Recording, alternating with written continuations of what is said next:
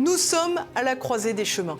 TV Liberté n'a jamais été aussi puissante, mais les tentatives de nous anéantir n'ont jamais été aussi nombreuses.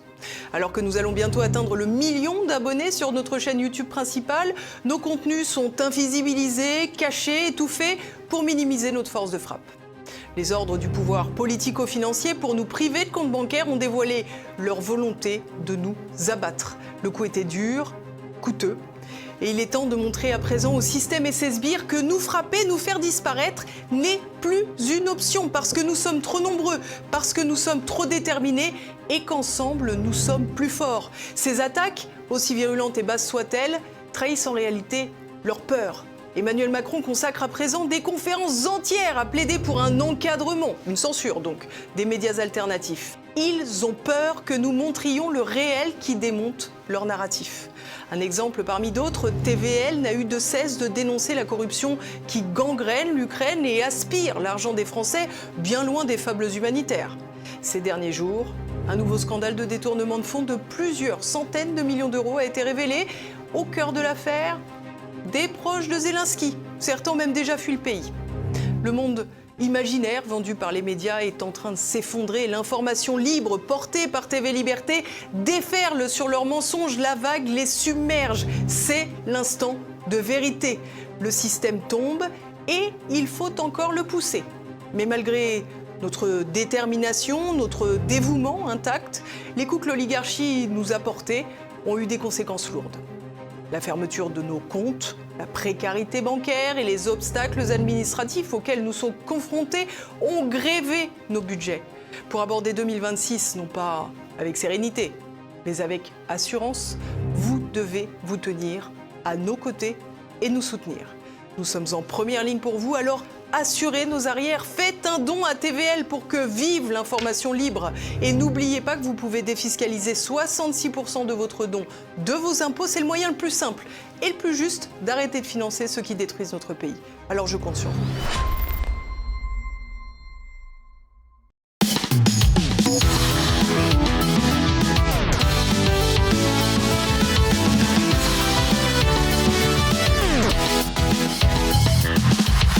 Bonjour, nouvelle émission de Tête à Clash, 2 sujets, 4 invités. On commence par les invités. Paul-Marie Couteau. Bonjour. J'ai envie de dire que c'est un petit jeune, mais pas tout à fait. Dans tous les cas, c'est sa première fois ici. Bonjour. Donc, Un petit jeune, en effet. Tariq Dali, bonjour. Bonjour. Michel Fiz, le retour. Oui, merci. Ok. Éric Richard-Mose, bonjour. Bonjour. Très bien. Alors, les sujets, c'est Boualem Sansal, le retour, libération via l'Allemagne, humiliation pour la France. Premier sujet. Deuxième sujet, c'est Jordan Bardella qui se prépare à être candidat à la présidentielle si Marine Le Pen ne veut pas le faire. Est-ce un bon candidat? Est-ce qu'il est crédible? Est-ce qu'il permet la victoire du Rassemblement national ou est-ce qu'il, au contraire, lui fait aller dans le mur? À tout de suite.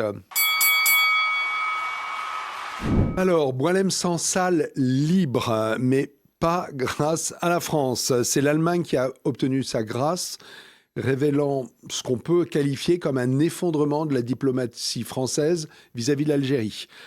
Alors, est-ce que c'est le symbole de la relégation de la France au deuxième rang ou au dernier rang par rapport à l'Algérie et globalement de son affaiblissement diplomatique? Ça, c'est notre question. Paul-Marie Couteau, c'est vous qui lancez le débat. Vous exagérez un peu. J'exagère? Monseigneur, oui. Oui. Reléguer la France en Algérie au dernier rang. Non, la relation exclusive n'a pas marché parce que les Algériens n'en ont pas voulu. Je crois qu'il faut que vous soyez plus proche du micro, sinon je vais en entendre parler, Paul-Marie. Alors, je répète, vous exagérez en parlant de relégation de la France. Elle reste encore le premier partenaire algérien pour plusieurs raisons. C'est qu'il y a beaucoup d'avantages qui s'attachent à la relation franco-algérienne pour les Algériens eux-mêmes. C'est-à-dire la nomenclature, oui. certains produits qu'on achète moins cher, et notamment notablement plutôt les nombreux avantages dont les Algériens jouissent, à la fois pour venir en France et quand ils n'y viennent pas, pour recevoir des subsides par des biais sur lesquels l'inspection des affaires sociales devrait entrer, mais n'entre pas. Bref, c'est pas d'aujourd'hui, c'est pas de demain que la France sera reléguée en Algérie. Elle est la principale partenaire de l'Algérie. Il n'empêche que c'est non pas un signal faible, c'est un signal fort quand même que ça se passe par l'Allemagne. La relation... les canaux habituels. Je vais vous expliquer l'Allemagne. La relation privilégiée, comme on a dit, spéciale, comme on a dit très longtemps, elle ne marche pas en raison de la faiblesse française, c'est tout. Elle pourrait très bien redevenir spéciale et privilégiée si la France se comportait à peu près dignement.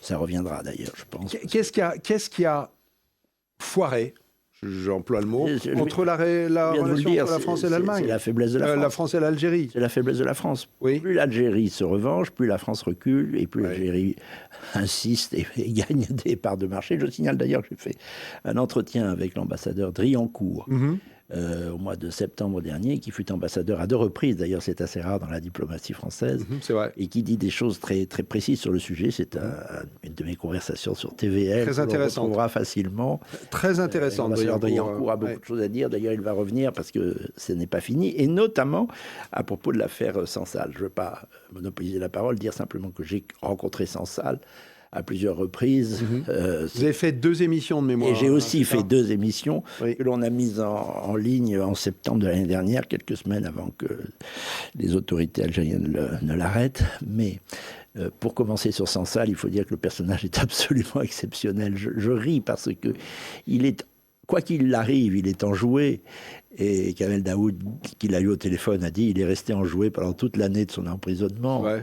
Oui, parlant, plaisantant avec les autres prisonniers, échangeant des cigarettes contre des livres. Comme livre, il n'avait que le Coran. Alors ça lui paraissait très insuffisant. C'est pas une lecture pour Boualem. Je n'ai jamais douté d'abord qu'il fût libéré. Parce que c'était une monnaie d'échange. Mais pardon, moi je vous trouve très gentil. Excusez-moi, je vous coupe, mais je vous trouve très gentil. C'était un otage d'État. Vous voulez que je sois méchant? Non, mais Boualem Sansal, c'était un otage d'État. Oui. C'était quand même la France. C'est ce que je vous dis. D'un chantage. C'est pour ça que j'ai jamais douté qu'il serait Il serait libéré. Ouais. Et lui non plus, on n'a pas douté. On a parlé de son cancer. Il n'évolue pas de toute façon.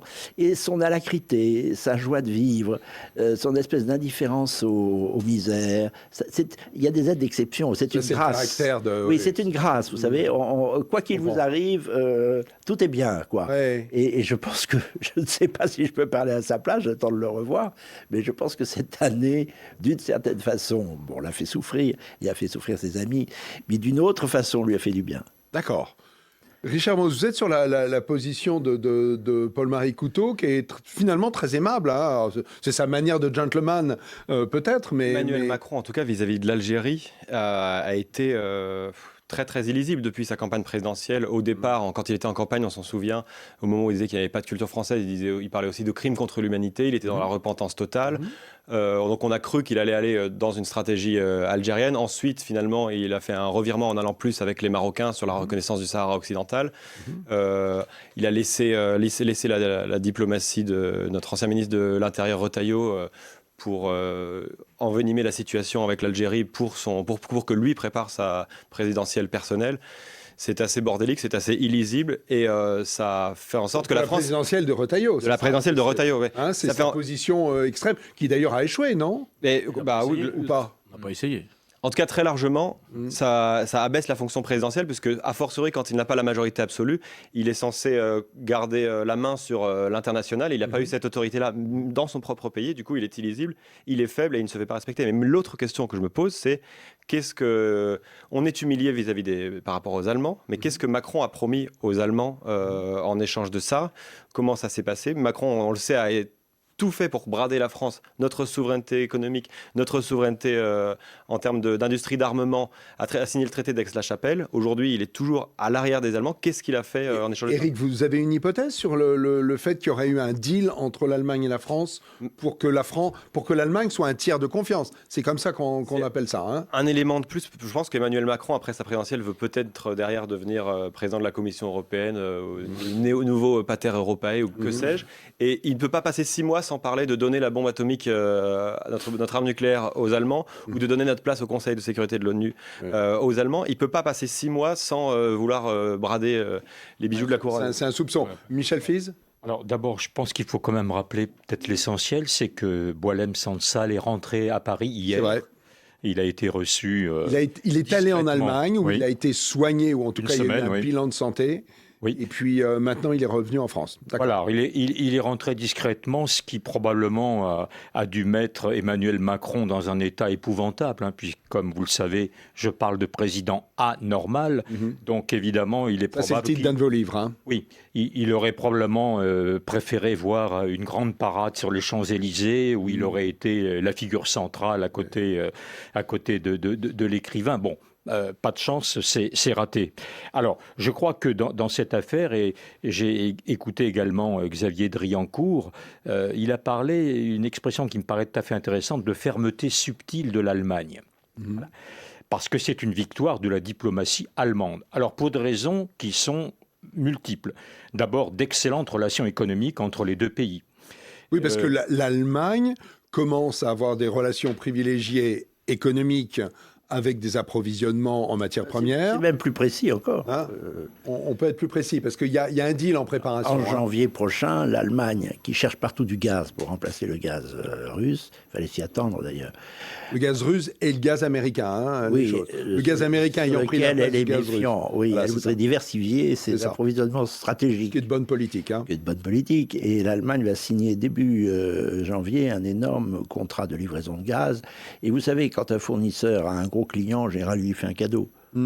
Le cadeau, c'est Boilem. C'est exactement ça. C'est-à-dire que l'Allemagne, je ne sais pas s'il y a eu un échange entre la France et l'Allemagne, mais il est clair que le président Steinmeier et probablement le chancelier Merz ont dit à Tebboune, et donc le président de l'Algérie. Algérien. Il y a, paraît-il, une relation privilégiée entre Steinmeier et Tebboune. Mais ça fait très longtemps que les relations entre l'Algérie et l'Allemagne sont bonnes, et pas seulement du temps de la RDA, où la RDA était envoyée des conseillers. L'Allemagne favorisait le FLN. Voilà, exactement. Mais bon, ce que je veux dire par là, c'est que tout simplement, l'Allemagne a besoin du gaz algérien et l'Algérie a besoin de vendre son gaz. Et que Tebboune doit venir... Gaz que nous achetons déjà, hein, les Français. Absolument. Doit venir en Allemagne en janvier. Et le Steinmeier lui a dit, écoute, si tu veux vendre ton gaz, tu vois ce qu'il te reste à faire. Alors il y a un autre argument. Voilà. Mais je crois par rapport au président allemand, l'argument médical. En plus, le président allemand aurait dit, mais attention, mon cher Tebboune, si tu veux être bien soigné, il faut quand même faire quelque chose qui aille dans ma direction, sinon c'est évidemment plutôt évidemment les soins à Bamako. Mais il se fait soigner en France ou en Allemagne? Parce qu'en 2020, Tebboune, il est passé près de la mort à cause du coronavirus. Oui. Donc il est allé se faire soigner en Allemagne. D'accord. Donc il a la reconnaissance. On s'en fout un petit peu que Tebboune se fasse soigner en France ou en Allemagne. Non, mais à la limite, ça coûte moins cher à la France. Si mais c'est très bien. Non, mais ça c'est très bien. Mais je veux dire que c'est un succès de la diplomatie allemande. C'est un succès de l'Allemagne. Ouais. Et effectivement, comme l'a dit Michel tout à l'heure, ce qui aurait été regrettable, ça aurait été ce que souhaitait Macron, c'était que mardi dernier, il revienne dans son avion tout blanc là en disant voilà j'ai ramené Sansal en France. Et ça me permet d'attirer l'attention sur quand même 2-3 points de détail qui n'en sont pas. Le premier, c'est que il vous aura pas échappé que, à l'exception de du bref entretien qui est paru dans Le Point avec Kamel Daoud, on n'a pas entendu Sansal du tout depuis qu'il a quitté l'Algérie. Ça fait plus d'une semaine. Okay. Bien. Qu'est-ce que ça signifierait pour vous? J'en sais rien. Je vais finir. Il est resté. Il a dit à Daoud, il a dit le mercredi de sa libération, ou jeudi, il a dit je rentre en France demain ou après-demain, c'est-à-dire vendredi ou samedi dernier. Et ben en guise de rentrer en France, le samedi soir, il est parti à l'ambassade de France à Berlin, au domicile de l'ambassadeur à Oranienburg, où il est resté enfermé pendant 48 heures. Oui. Sans téléphone, sans rien, sans parler à personne. Oui. Vous ne trouvez pas ça étrange? Dernier point. Est-ce que ce serait un débriefing des renseignements généraux? Dernier point. Le mercredi, vous êtes la fille de Boilem Sansal. Vous habitez Prague et vous apprenez le mercredi à midi ou à 13h que votre père, que vous n'avez pas vu depuis un an, qui est moisi en tôle depuis un an, qu'il va atterrir à Berlin 3 heures plus tard. Vous prenez votre voiture depuis Prague et vous allez à Berlin. Oui. Ben, c'est pas ce qui s'est passé. On a attiré la fille de Boilem Sansal, on l'a attirée à Paris pour lui décerner un prix pour son père.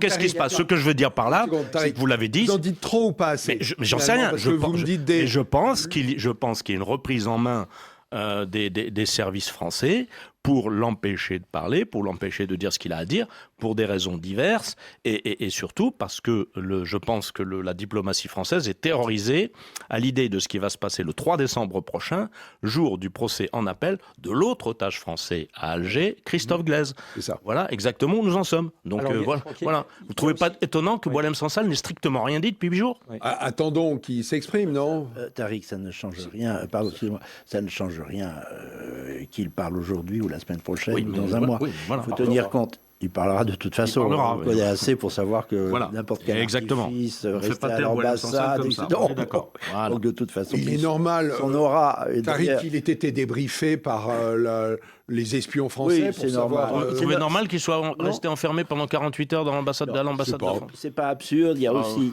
quelque bon. chose d'important, comme on vient de le dire, c'est qu'il y a un autre otage français. C'est ce que je viens de dire. Attention. C'est ce que je viens de dire. Non, mais il faut faire attention. Tout ça, ce sont des précautions normales. Vous savez, il y a un point beaucoup plus simple, c'est que les Français ne le savent pas, mais la France est très jalousée, et pas simplement par les États-Unis qui s'obstinent à nous détruire, mais aussi par l'Allemagne et par l'Algérie qui veut se revancher.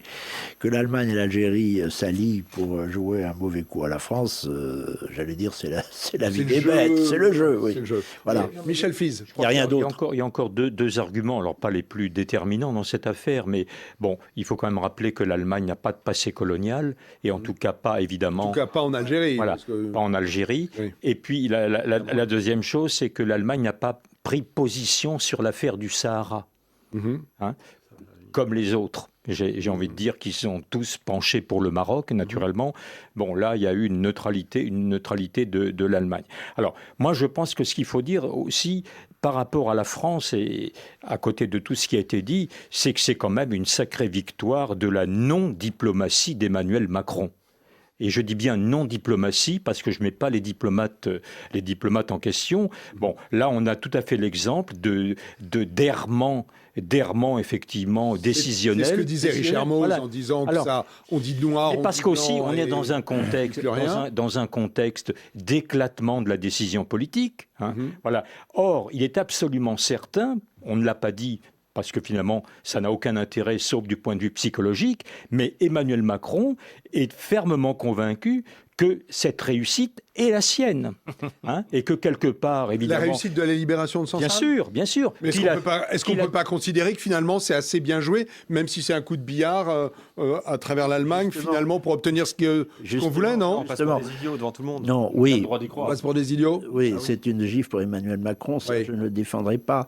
Mais mesurez tout de même quelque chose. J'ai fait partie du comité de soutien à Boualem Sansal. J'ai participé à plusieurs manifestations pour que son nom ne s'oublie pas, mais il était loin de s'oublier. Et finalement, les Français ont bien réagi. J'ai participé à une magnifique journée à Compiègne, par exemple, en l'honneur de Boualem Sansal, qui a très bien marché. Donc le soutien des Français a été acquis et au fond constant.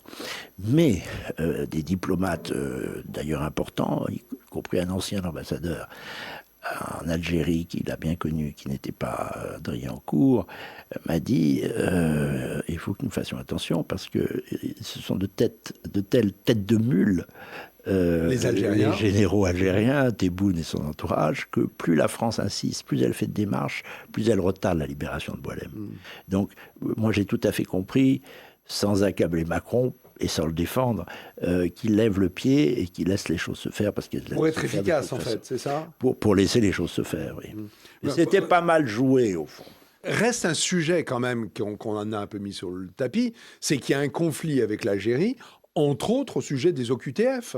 Ah oui. Et ça, c'est loin d'être résolu, cette histoire. C'est énorme, c'est énorme. Figurez-vous que depuis le début de l'année, l'Algérie n'accorde plus aucun passeport consulaire. Bien malgré le nombre de consulats énormes et indus dont elle dispose en France, il y en a même maintenant à Rouen, il y en a 22 ou 23. Moussa n'a pas cessé. Moussa, celui que Boualem appelle Moussa, c'est-à-dire Monsieur Darmanin, pour montrer que c'est un de ses ressortissants. J'ai été perdu pendant quelques secondes. Il a rajouté votre ironie. Il a rajouté quelques-uns. Donc il y en a beaucoup, mais on sait à quoi ils servent, c'est-à-dire à quadriller la communauté algérienne. C'est ça, c'est une forme d'encadrement. Pour qu'elle obéisse. C'est ça, ce sont des préfectures, pour qu'elle obéisse au gouvernement algérien et pas au gouvernement français. Cela étant, ces consulats ne délivrent plus aucun laissez-passer consulaires. Résultat, il n'y a plus aucune OQTF visant des Algériens qui sont exécutés. Et ça, c'est un énorme problème. Alors qu'on continue à donner toujours plus de visas. Oui. Voilà. Non, mais je pense que, encore une fois, en revenant à la psychologie très particulière d'Emmanuel Macron, il est dans la surestimation permanente de ses capacités. Voilà. Donc, il l'a dit clairement, c'est pas ma faute si j'ai pas réussi. C'est la faute de Bruno Retailleau, voilà, avec son discours évidemment très très très radical. Donc c'est pas lui, voilà. Mais quelque part, il est absolument convaincu que cette réussite est la sienne. D'ailleurs, ce qu'il dit d'une manière un peu hautaine, et à quel titre il le dit? Je félicite l'Allemagne, mais on lui demande rien. Je félicite l'Allemagne. Pourquoi est-ce qu'il félicite? Il n'a pas à féliciter. Remercier éventuellement. Oui, mais je félicite, vous voyez, comme toujours, j'ai fait l'acte de médiation, donc vous voyez, vous devez m'être reconnaissant, parce que si j'avais pas été là, il n'y aurait pas eu de médiation, et pas de médiation, pas de liberté. Ce qui me gêne beaucoup plus, c'est les remerciements à Tebboune. Oui. Il a remercié un preneur d'otages, et il a récidivé mardi soir.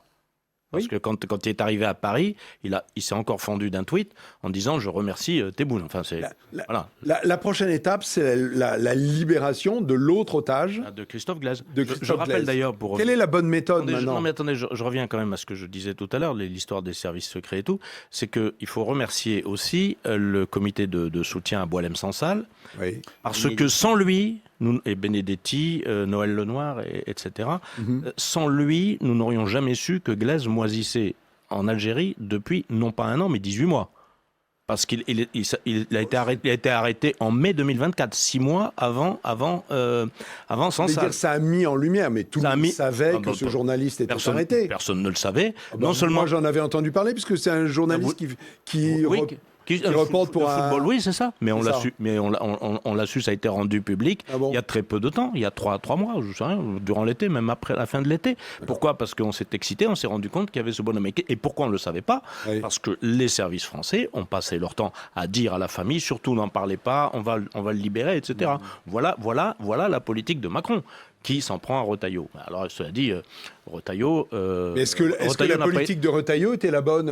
Elle aurait été la bonne s'il avait été mené. Il n'était pas ministre des Affaires étrangères, il n'était pas Premier ministre. Voilà. Il a fanfaronné, lui, pour son parcours personnel. La relation avec l'Algérie est compliquée, il y a beaucoup de points de désaccord, il y a beaucoup de divergences d'intérêts. Et sur ce bras de fer ou sur cette discussion avec l'Algérie, il faut qu'on garde la tête froide. Il y a des choses sur lesquelles on n'est pas d'accord, mais il n'y a pas de place au fanfaronnage, a fortiori d'un ministre qui n'est pas du tout ministre des Affaires étrangères. Il n'a pas Retailleau, il ne faut pas le dire, il faut le faire. Il n'a pas fanfaronné, il ne pouvait pas tout faire. Je défends Retailleau sur ce sujet, comme sur d'autres d'ailleurs.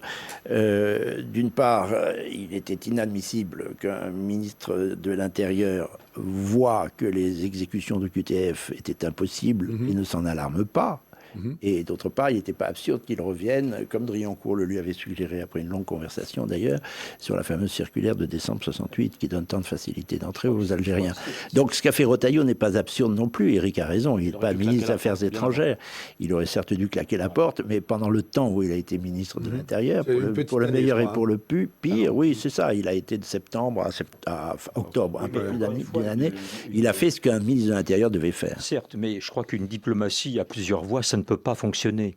Donc on peut penser que maintenant la situation est quand même beaucoup plus tranquille dans la mesure où on a Sébastien Lecornu qui ne va pas s'attaquer frontalement au président et Laurent Nunez qui a effectivement une position très, très calme sur le sujet, compte tenu aussi de ses origines familiales. Donc je pense que quelque part, Nunez, il y a un truc qui m'a échappé. Nunez a quelles origines?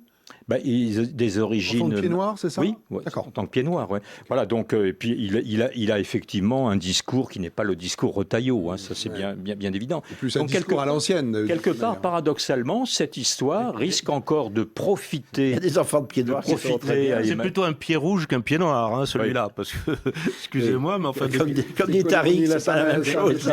Des pieds noirs qui cirent les pompes à l'Algérie comme ça, moi j'appelle ça des pieds rouges. Benjamin Stora et consorts. D'accord. quand même, disons... Allez, ce sera le mot de la fin. Hein. Disons une chose, pour rendre hommage au personnage et à sa grandeur, je disais qu'il y a une grâce chez lui. Chez Boualem Sansal, là, c'est pas Laurent Nunez. Hein. Cette joie de vivre, oui, c'est extraordinaire. Il a une force oui. extraordinaire. C'est pour ça que j'ai pas vraiment eu d'inquiétude. Et je dois dire que le culot qu'il a eu dans les entretiens dont nous parlions, que j'invite tout le monde à regarder, bien entendu, Moi aussi. les conversations avec lui, on découvre un personnage extraordinaire. Ma première question, c'était... Il vivait quand même en Algérie et il est retourné donc. Mais écoutez, vous n'avez pas peur? Peur, moi, non. Pourquoi pas? Je ne sais pas ce que c'est que la peur. Enfin, il y a un côté impavide et chevaleresque chez le personnage. Et toute sa vie, d'ailleurs, en témoigne, qui est une vie extraordinaire. Ouais. Vous avez dit le mot. C'est extrêmement séduisant. Ouais, très séduisant. Ok, merci beaucoup. Allez, on se retrouve dans quelques secondes pour le deuxième sujet. À tout de suite.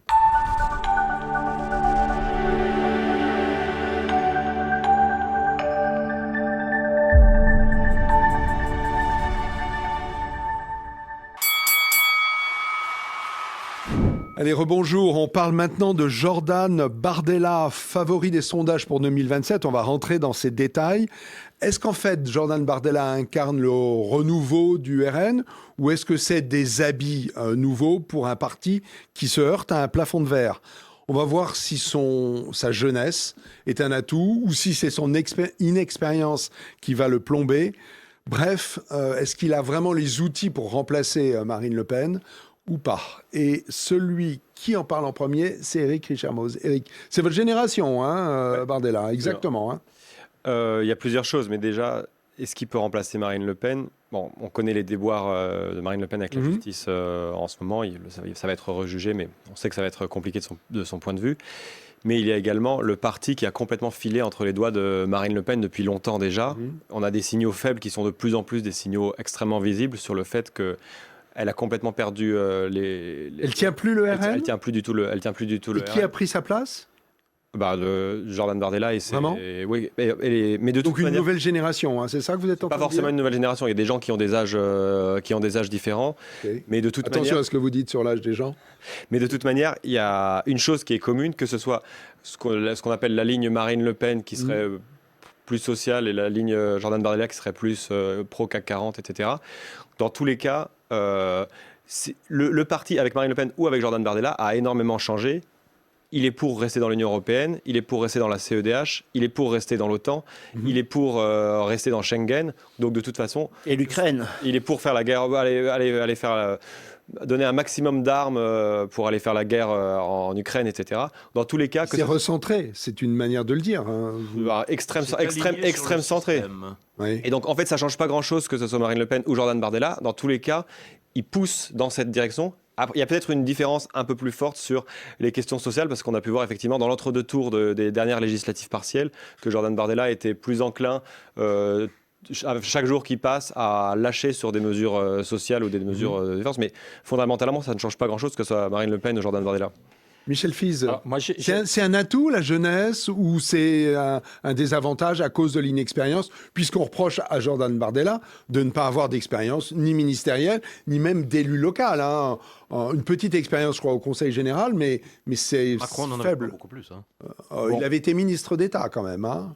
On a vu le résultat de Macron. Alors moi, ce qui me paraît intéressant dans cette affaire, et quand je vois l'état des confrontations aussi bien dans la gauche et la droite classique, que là, il y a un certain apaisement général. Oui. Et j'avais envie de dire que tout ça préfigure ce que j'appelle, moi, les 3 R. C'est-à-dire, des relations apparemment bonnes entre les deux têtes du Rassemblement national, en tout cas... vis-à-vis de l'extérieur, l'image que l'on veut en donner. C'est faux. En interne, c'est faux. Oui, non, mais je parle bien d'apparence. Je comprends. Je parle bien d'apparence pour l'opinion publique. 2, évidemment, une rivalité sous-jacente entre ces deux têtes, parce que Jordan Bardella... Ça, c'est le deuxième R, rivalité. C'est un jeune homme pressé, manifestement, une sorte de Rastignac, mais quand même qui garde patience. Et donc, évidemment, en plus, avec des publications qui fonctionnent. Très bien. Hein, deux livres en tête des ventes. On est aux alentours de 200 000 exemplaires pour les deux. Voilà, donc tout ça, ça peut faire tourner un petit peu les têtes et vous faire monter un petit peu les marches de l'escabeau. Mais je rappelle un principe simple que je résume toujours de cette manière. Il n'y a pas d'amis en politique, il n'y a que des intérêts, voire des ambitions. Oui. Donc voilà, donc on a là une rivalité courtoise, qui pour le moment ne débouche pas sur un conflit qui de toute façon, à mon avis, n'aura pas lieu. Et 3, pour le moment, une répartition intelligente des rôles. Bardella au Parlement européen et à la tête du parti, Marine Le Pen à l'Assemblée nationale et à la tête du groupe. Voilà, donc il y a une répartition des rôles que certains voudraient avoir, évidemment, en dehors du Rassemblement national. Alors, interchangeable, oui, tous les sondages montrent bien qu'à quelques points près, que ce soit l'une tête ou l'autre... On est aux alentours de 30-35 au premier tour, Alors, ce qui est très élevé pour un premier tour. Alors, je voudrais rajouter... Systématiquement surestimé à chaque fois. Oui, mais ça assure une place au deuxième tour, au minimum. Alors, je voudrais rajouter quand même une menace. C'est pas sûr. Je voudrais rajouter, parce que il y a les 3 R, mais il y a les 2 I, interchangeables. Attendez, on va... Mais quoi le troisième R ? Eh bien, le troisième R, donc, c'est répartition intelligente des rôles. Voilà. Alors, le deuxième I, après interchangeable, c'est quand même menace, alors peu probable, mais enfin existante légalement, d'inéligibilité aussi de Jordan Bardella, parce que je rappelle... Celle-ci m'a échappé, autant celle de Marine Le Pen. Parce qu'il y a toujours l'affaire des assistants parlementaires, d'une fonction qu'il n'aurait pas occupée, pour un travail qu'il n'aurait pas fait. D'ailleurs, ça nous rappelle quelqu'un en 2017, François Fillon. Voilà, donc évidemment, la somme en question n'est pas du montant de celle de Marine Le Pen, on parle de 11 000 €, mais... J'entendais un avocat hier disant mais il faut attendre parce qu'il y a quand même une menace. Ça, je n'avais pas perçu. Alors, aller vite. Néanmoins, il y a une chose, moi, qui semble ressortir de ça, c'est que pour la première fois, on pourrait avoir à la présidentielle un ticket candidat. C'est-à-dire qu'on aurait Jordan Bardella pour président de la République et Marine Le Pen comme Premier ministre. Non, c'est un truc à l'américaine, c'est assez fort, non ? On a eu Gaston Defferre et Pierre Mendès France en 1939. Oui, ça n'a pas fonctionné. Ils ne sont pas allés très loin. Très juste. Pardon, ça vous balayez ce que je dis d'un revers de manche, mais pourtant, c'est le meilleur des deux, on va dire. Non, mais je reviens à la question d'origine. C'est est-ce que Bardella peut gagner ? C'est ça l'idée. Oui. Je n'y crois pas une seconde. Ah oui. Comme disait Anatole France dans Monsieur Bergeret à Paris, les Républicains gouvernent mal, mais se défendent bien. Et lorsque je sais que le système... On a parlé de François Fillon. On dit beaucoup à l'Action française. Voilà. On s'est débarrassé de François Fillon en 2017. Oui. Pour des raisons diverses, mais notamment parce que ça suivait l'élection de Donald Trump et le Brexit. Donc on ne voulait pas de quelqu'un qui était plus modéré sur l'Union européenne et plus modéré dans les relations avec la Russie, entre autres raisons. Donc voilà, si vous voulez, moi je crois pas. On fait monter Bardella, on fait monter Marine Le Pen.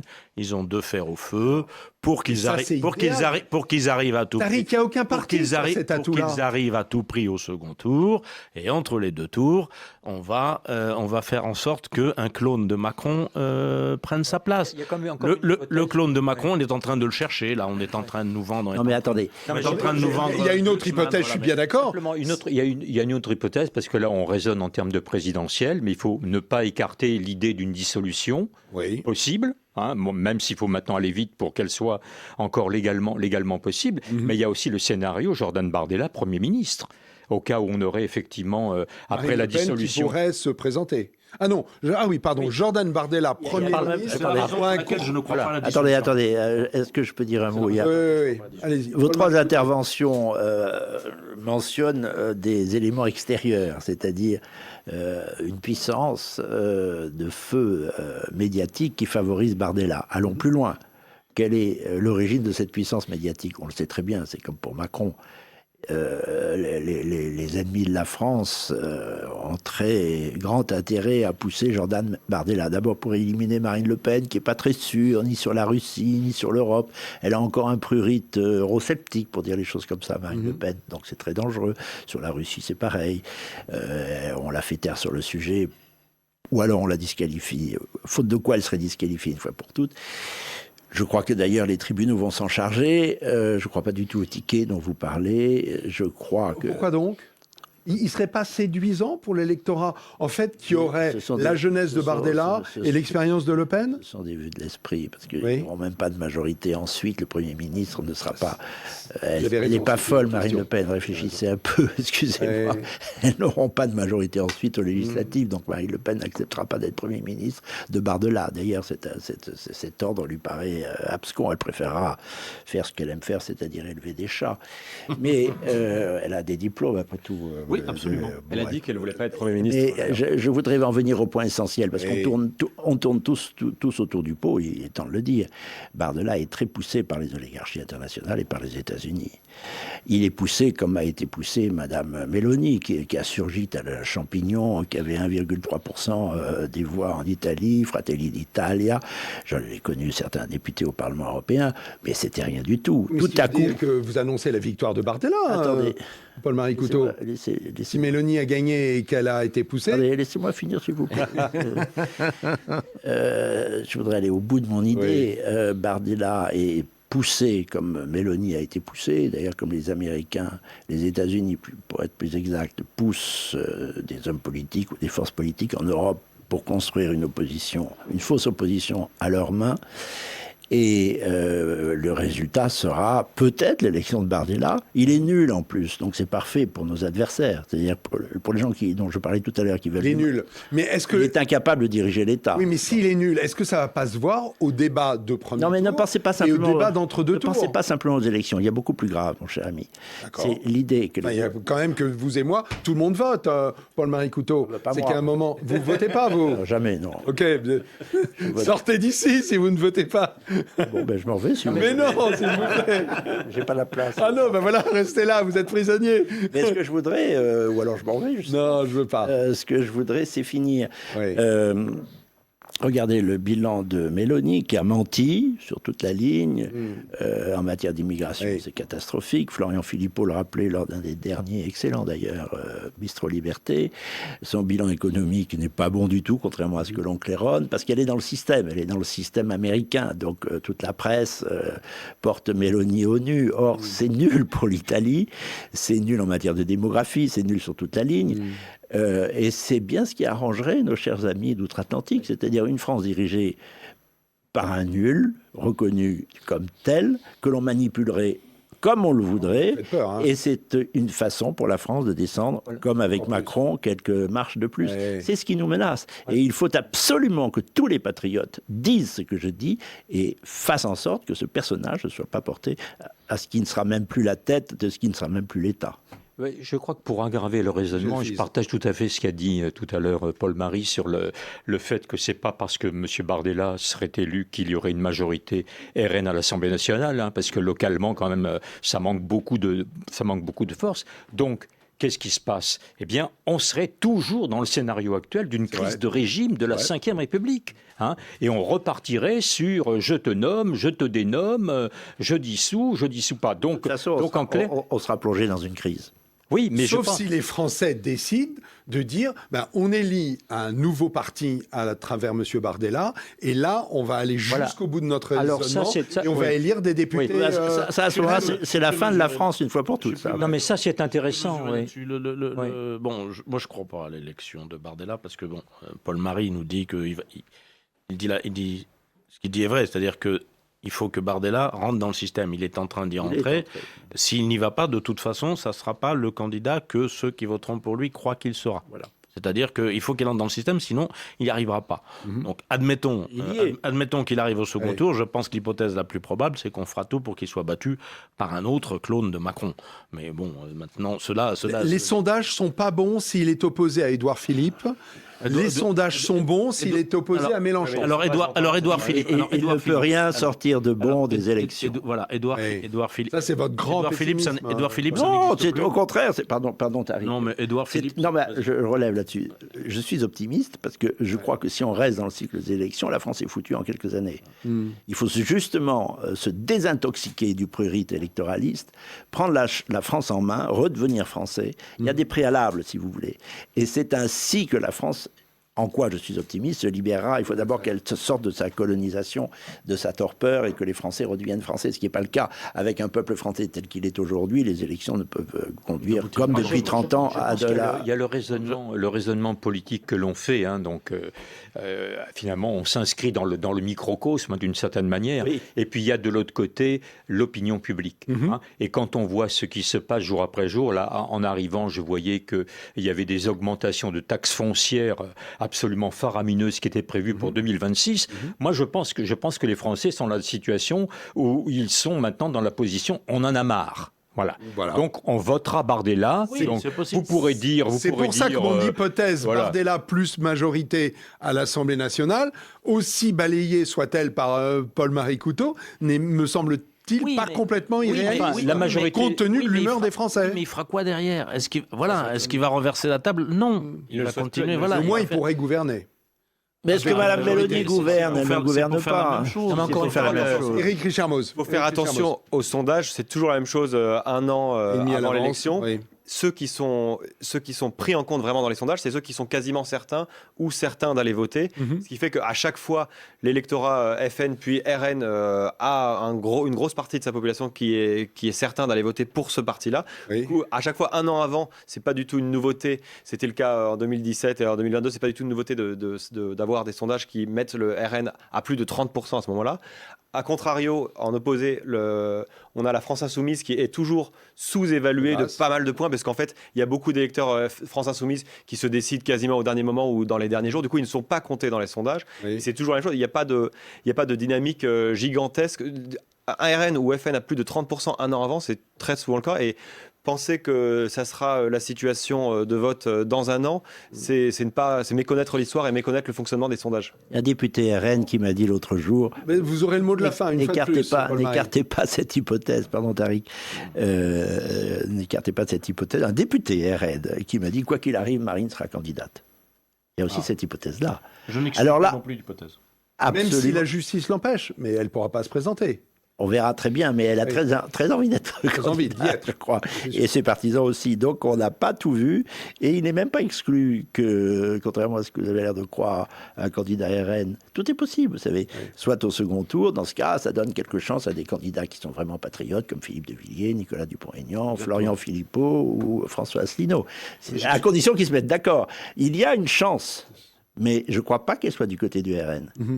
Que ce soit Marine Le Pen, assez disqualifié, ou Jordan Bardella, trop bien qualifié pour que les Français tombent dans ce piège. Tariq Dali, encore un tout petit mot. Je n'élimine pas Nicolas Sarkozy dans cette hypothèse-là. Imaginons que Nicolas Sarkozy soit inéligible. Oh. Il va demander ses signatures. Marine Le Pen va demander ses signatures. Ils disent tous les deux, on y va, on est les deux proscrits, on y va. Est-ce que le Conseil constitutionnel va nous dire non? Donc, moi, je serai Marine Le Pen. Et Sarkozy, c'est ce que je ferai. Attendez, je vous ai donné 2 minutes de plus de parole. C'est pour nous dire un ticket Le Pen. Non, pas un ticket. Non, pas un ticket. L'un se présente contre l'autre en disant voilà, on est les deux bannis, on y va.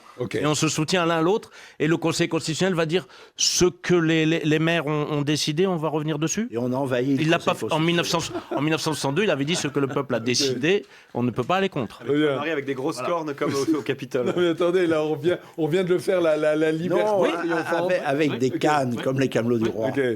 Allez messieurs, s'il vous plaît, un peu de sérieux. Là, on va refaire très sérieux. Oui, je ne crois qu'à moitié. Allez, on fait les coups de gueule et les coups de cœur. On se retrouve dans quelques secondes pour les fameux coups de gueule. Pardon, on commence par ça. Tout de suite. Retrouvez et achetez les livres des invités de TVL dans la boutique de votre chaîne sur tvl.fr.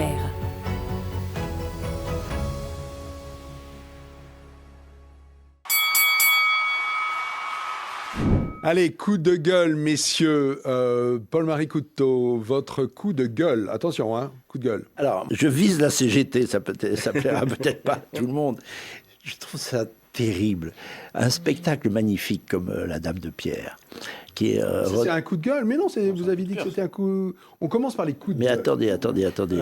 C'est pareil, vous savez, un coup de gueule. Okay, cet homme-là ne cesse de me surprendre. Bon, alors c'est un coup de gueule parce que c'est trop grave.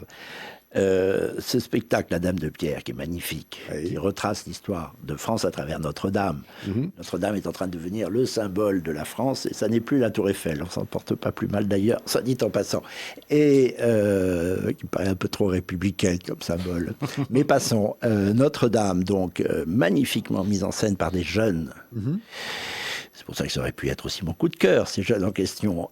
Et sans cesse contrarié dans sa tournée en province par des espèces de rigolos communistes et cégétistes qui prétendent que restaurer l'histoire de France, c'est fasciste. Ou c'est arrivé aussi à un de mes amis, un jeune Guillaume Senet, qui est à Moulins, qui a fait un spectacle magnifique qui s'appelle Murmure dans la cité, qui reprend l'histoire du Bourbonnais, c'est sa région, et qui est accusé de restaurer l'ancien monde, le roi. Alors cette fois, c'est pas du fascisme. Et vous dites que c'est la CGT qui empêche Alors, il y a un député communiste dans le coin qui fait des pieds et des mains pour interdire ce spectacle en juillet prochain. J'espère qu'il aura lieu, ça dépend de nous. Parce que c'est comme la dame de Pierre, qui a joué à guichet fermé 5000 places, toutes prises à Avignon il y a quelques jours. C'est à Lille, je crois, samedi prochain. Gigantesque succès. Mais la CGT trouve le moyen d'essayer de bloquer les entrées pour ne pas que les jeunes se réapproprient l'histoire de France. Alors franchement, c'est un coup de gueule. Ça. Merci pour votre coup de gueule. Tariq Dali. Coup de gueule. Alors, je vais m'en prendre, comme d'habitude, à Macron et Zelensky. Alors la caractéristique de Macron, c'est déjà de prendre les gens pour des imbéciles. Là, il l'a fait très fort quand même, parce que mardi dernier, à coup de trompette, il nous annonce que Zelensky va acheter 100 avions de combat Rafale. Oui. Tu parles. Depuis les origines, depuis que le Rafale existe, ça fait une quinzaine d'années, Dassault a reçu un peu plus de 500 commandes, petite moitié pour la France, une grosse moitié à l'export. Les plus gros clients, c'est l'Égypte, l'Inde, le Qatar, qui n'en a jamais commandé 100. Il ne faut pas oublier non plus que l'Ukraine est allée commander chez Saab en Suède 150 Gripen. Donc moi je veux bien, à ce rythme-là, l'Ukraine va disposer d'une flotte. De la première armée d'Europe. Première armée du monde, une première flotte d'avions de combat. Payé avec quel sou ? Le problème c'est dans 15 ans, parce qu'il faut quand même savoir que Dassault produit 4 Rafales par mois. Puis Dassault, il va déjà commencer par fabriquer les avions. Par les avions, fourni. exactement, pour remplir le carnet de commandes en cours. Et puis le carnet de commandes c'est pour 2040. auprès de clients qui payent. Parce qu'un Rafale, ça vaut quoi ? Ça vaut 100 millions. Donc voilà, ça vaut entre 10... Et encore, je crois que 130, c'est sans les équipements... c'est ça, c'est-à-dire, pour fourchette là, ça fait entre 10 et 20 milliards, les machins. Donc qui c'est qui va casquer ça ? Soyons sérieux. L'Ukraine n'en a pas le premier sou, et Macron, il est encore dans le quoi qu'il en coûte, pour poursuivre une guerre dont on ignore les buts. On ne sait pas pourquoi on fait la guerre en Ukraine. Donc ça, c'est votre coup de gueule sur... Donc voilà, d'ailleurs, si quand même le juge de paix de cette affaire, c'est les actionnaires de Dassault, parce qu'ils n'y ont pas cru. Parce qu'effectivement, tout de suite, il y a quelques spéculateurs qui ont fait monter le cours de 6% dans l'heure qui vient, et c'est redescendu dans la journée. Voilà, donc, soyons sérieux. Voilà, que dire ? Faut arrêter de se foutre de la gueule du monde, quoi. Merci beaucoup, Tariq. Michel Fils, votre coup de gueule. Bien, écoutez, moi, étant sociologue, on ne se refait pas. J'ai choisi deux sujets assez dramatiques dans l'actualité.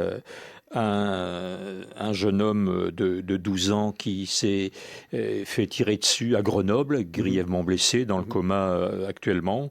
Et puis, donc, ce garçon de 20 ans, Mehdi Kessassi, à Marseille, qui a été victime d'un assassinat parce qu'ayant un frère engagé dans le militantisme contre le trafic antidrogue. Alors, ça appelle de moi, si vous me permettez, cette petite leçon de philosophie sociale en quelques termes. En établissant un état social à la place de l'état de nature, je renvoie à notre ami Rousseau, les hommes avaient repoussé les pulsions primaires d'agressivité et de violence. En installant un individualisme triomphant, ils ont réanimé dans la modernité ces pulsions morbides. Alors il n'y a plus aujourd'hui qu'un maître mot chez les hommes, le bon plaisir, ou selon le titre, et je vous l'annonce d'un prochain livre, chacun pour sa gueule. Point d'exclamation. Donc l'autre dans cette histoire est rayé de la carte sociale, c'est un gêneur qu'il faut éliminer par tous les moyens, y compris la mort. Et cela donne, je crois, ce que l'on peut appeler aujourd'hui une violence systémique. Ok. On dit aussi que c'est un assassinat d'intimidation. Oui, tout à fait. Pour faire taire le frère, en oui. réalité. Oui, parce qu'il y avait eu déjà un précédent avec un autre frère en 2020. Mais qui, lui, était impliqué dans le narcotrafic. Hein. Voilà, tout ça qui met évidemment en lumière à nouveau le narcotrafic et cette espèce de terrible... Ça pourrait devenir une priorité nationale, hein, si... en bonne politique. Je crois que les élus locaux appellent notamment à une union sacrée autour de la lutte contre ce fléau. Ce que disent les maires de France. La société française, oui. Ouais. Merci beaucoup. Alors, votre coup de gueule, Éric Richard-Mose. C'est une déclaration complètement lunaire du chef d'état-major des armées qui est passé globalement sous les radars. Monsieur Mandon, le général Mandon. C'est assez fou, on en a très très peu parlé, alors que c'est extrêmement inquiétant à l'ouverture du Congrès des maires de France qui a lieu en ce moment, porte de Versailles. Je vous cite. Il dit donc aux maires de France, il faut accepter de perdre nos enfants. Nous avons tout fait pour dissuader Moscou. Ce qu'il nous manque, c'est la force d'âme pour accepter de nous faire mal pour défendre la nation. Il faut accepter de perdre nos enfants, de souffrir économiquement. Si nous ne sommes pas prêts à cela, alors nous sommes en risque. Il faut en parler dans vos communes, à lancer Fabien Mandon. C'est complètement fou. Il veut préparer les Français, comme Macron le fait déjà depuis un certain temps, préparer les Français à la guerre contre la Russie. C'est une guerre qui n'est absolument pas notre guerre. On se souvient, il y a quelques mois, il y avait eu des ordres qui avaient été donnés aux hôpitaux de se préparer à un état de guerre de haute intensité sur le territoire français. Là, ils font tout pour nous préparer économiquement, à nous faire les poches pour aller acheter pour fabriquer des dizaines ou des centaines d'avions de combat, de chars, etc. Ils font tout pour préparer, parce qu'avant de pouvoir faire des guerres, il faut préparer le peuple à la guerre. Les Français seraient d'accord pour se défendre contre une agression face à une guerre qui serait visée contre eux. Mais là, de toutes pièces, de manière absolument dingue, on veut nous envoyer à la guerre, on veut envoyer les fils et les filles de France mourir. Pourquoi au final ? Pour la création d'un État européen à travers une armée européenne, pour mourir pour le roi de Prusse, comme on disait il y a quelques siècles. C'est complètement dingue, il faut absolument relever ça sans n'offusquer, puisque si on laisse cette petite musique de la guerre, dans 3-4 ans on est en guerre contre la Russie alors que ce n'est pas notre guerre, et ben malheureusement on risque de laisser faire seuls ceux qui veulent nous y emmener. Alors, ok, merci. Allez-y, vous pouvez... Je renchéris en même temps, c'est beaucoup de cœur en même temps. J'ai envie d'envoyer un bouquet de fleurs à tous les journalistes français, parce que vraiment... ça sera votre coup de cœur, alors. Leur naïveté, j'en ai un autre en réserve, leur naïveté est extraordinaire. Quand ils parlent du président Zelensky, alors qu'il n'est plus président depuis 2 ans, qu'il a été élu pour 5 ans, il y a 7 ans, et que donc il n'est plus président, et du gouvernement ukrainien, il est exsangue. Il y a plusieurs gouvernements ministres qui ont été... Il y en a 2, ils sont tous corrompus jusqu'à la moelle. Quant au ministre de la guerre, personne ne le sait, mais je vous l'annonce, il est en Turquie depuis 3 semaines. Bien sûr. Je ne sais pas pourquoi le ministre de la Défense ukrainien est en Turquie depuis 3 semaines. En pleine guerre, c'est un peu bizarre. Dans un pays en guerre, le ministre de la Défense... je crois qu'il fuit parce qu'il a peur, que ses prévarications se fassent... Bon. Est-ce qu'on peut passer votre cœur ? Mon coup de cœur. Alors là, c'est très simple. Aux héros. Je trouve qu'il y a des héros en France, finalement. Je pense à cette chose extraordinaire. Je reviens à Notre-Dame. Le soir de Notre-Dame, quand la flèche est tombée, on pensait déjà au scénario. Il avait été déjà avalisé, notamment par l'ineffable Premier ministre Philippe, de l'effondrement total, y compris des tours, jusqu'à ce que, alors, hommage soit rendu à Macron. Le général Gontier, je crois, dise au président de la République, il y a encore un plan, mais je ne peux pas l'avaliser moi-même. Il faut demander à des pompiers, s'ils sont volontaires, pour monter, et arroser, au risque de leur vie. Et arroser, parce qu'il faut être sur place, on ne peut pas le faire de l'extérieur, arroser depuis les tours, et faire un mur d'eau, si vous voulez, pour que s'arrête l'incendie. Une trentaine de soldats du feu, comme on dit, qui sont de vrais soldats, qui sont de jeunes Français, ont été sollicités. 22 ont accepté, ça a suffi à sauver Notre-Dame. C'est-à-dire que les Français, je reprends ce que disait Éric, ils peuvent peut-être se défendre quand il s'agit de défendre notre patrimoine, notre patrie. Ils ne se défendront pas pour aller en Ukraine, ou alors ils prendront les fusils. Ça peut être le début de la guerre civile, d'ailleurs. Ils prendront leurs fusils pour tirer sur les gens qui viendront les chercher et les envoyer dans Raputitsa du sud de l'Ukraine. C'est des scénarios absurdes de toute façon. Les Français, regardez les infirmières pendant la guerre, autre guerre soi-disant d'après Macron contre le Covid, les infirmières qui ont refusé de se faire vacciner, qui savaient qu'elles perdraient leur emploi et toute indemnité. Regardez Anselme, ce jeune étudiant catholique et royaliste d'ailleurs, qui est allé au péril de sa vie défendre des enfants qu'attaquait un musulman pris de folie et qui maniait un énorme couteau. Il s'est lancé sur lui. J'ai pas le temps de citer tous les héros. Il y a potentiellement des héros en France. Il y a évidemment le gendarme magnifique Bertram, merci, j'ai oublié son nom. C'est extraordinaire comme les Français, quelques Français, et justement, honte à ceux qui ne sont pas des héros, car nous sommes tous mis en demeure maintenant, à partir de maintenant, de devenir des héros. Merci beaucoup. Ça me fait penser à la résistance pendant la Seconde Guerre mondiale. Exactement, c'est ça. Quelques Français qui se sont levés. Ouais. Et pas la majorité. Ce sont les Français, phrase d'André Malraux, c'est ma dernière, je vous le promets, j'appelle Français ceux qui ne veulent pas que la France meure. Voilà les Français. Merci beaucoup. Tariq Dali, votre coup de cœur. Je vais continuer un peu là-dessus parce que je vais célébrer un héros. Alors, parce que j'ai quand même du mal à faire un coup de cœur par l'actualité. Donc je vais aller chercher dans l'histoire contemporaine. Oui. Et je vais vous parler d'un certain Kancha Sherpa, dont vous n'avez probablement pas entendu parler. Jamais entendu parler. Eh bien, c'est le doyen de l'expédition de Edmund Hillary en 1953 à l'Everest, sur le mont Everest. Il avait 92 ans. Il vient de mourir, tout l'équipage est mort. On connaît Edmund Hillary, on connaît un peu moins son Sherpa Tenzing, celui qu'on a dîné, qui sont les deux qui sont montés au sommet à 8800 et quelques mètres de l'Everest. Mais il y avait toute une équipe, toute une logistique et tout. Et Kancha Sherpa était le dernier survivant de cette affaire il y a 72 ans. Donc moi je voulais dédier cette rubrique nécrologique à tous ceux qui qui poussent toujours les limites de l'exploration humaine, loin d'une société qui veut se protéger de tout, de s'enfermer pour tout et n'importe quoi, et des principes de précaution et choses comme ça, et qui se terrorise, qui se calfeutre à cause d'un virus. Merci beaucoup. Très beau, puis votre binôme sur les héros.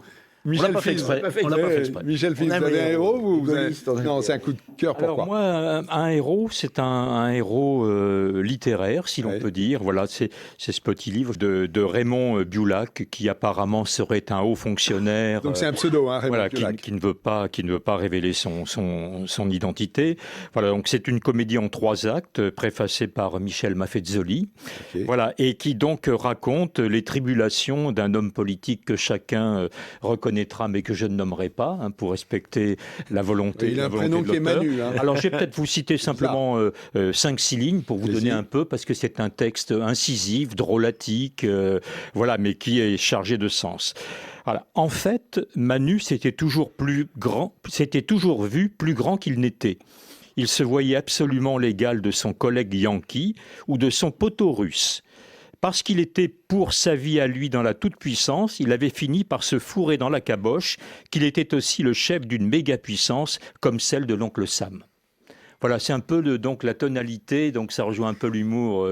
Et quel est l'éditeur de Alors l'éditeur, c'est donc Cabaret Voltaire Édition, qui est un tout jeune éditeur, qui d'ailleurs a publié mon livre Septembre Noir il y a quelques semaines, et qui a besoin de soutien. Donc tous les efforts pour lire ce petit livre. Et on l'achète où ce livre? Alors Amazon, pour le moment, j'imagine. Amazon, donc malgré les préventions que j'entends à longueur de temps, c'est le passage obligé d'ailleurs pour tous les éditeurs et tous les auteurs qui sont systématiquement placés donc sur Amazon. Merci beaucoup. Et vous en fait? Merci. Ah non. Non, Raymond Biulac, c'est pas lui.